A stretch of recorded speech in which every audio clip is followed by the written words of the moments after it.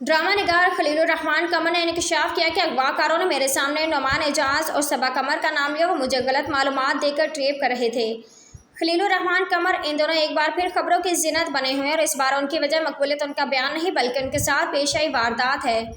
इसी वारदात के मुतालिक एक पॉडकास्ट इंटरव्यू में खलीलुर्रहमान कमर ने बताया कि जिस वक्त अगवाकार मुझे लेकर जा रहे थे मुझे लग रहा था कि ये शायद एजेंसीज का काम है। मुझे 1.5 घंटा फ्लैट पर रखा गया।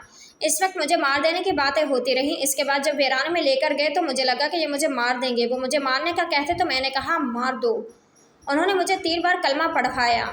खलीलुर्रहमान कमर ने बताया कि यह बात मैंने FIR में नहीं दर्ज करवाई और ना ही मैं ये सबको बताना चाहता था, लेकिन बता रहा हूँ कि अगवाकारों ने मुझसे नुमान एजाज और सबा कमर का नाम लिया।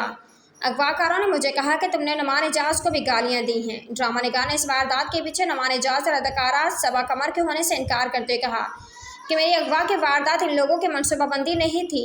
नुमान एजाज से मुझे नफरत है, लेकिन हमारे ज़ाती कोई इख्तलाफ नहीं। मुझे गुस्सा है जिस पर मैंने नुमान एजाज से नफरत की और इसके बाद मैंने नुमान को कभी कास्ट नहीं किया। इसके बावजूद मैं नुमान एजाज और सबा कमर को बड़े अदाकार मानता हूँ और जानता हूँ कि वो ऐसे लोग नहीं हैं। अगवाकार मुझे गलत मालूमात देकर ट्रेप कर रहे थे।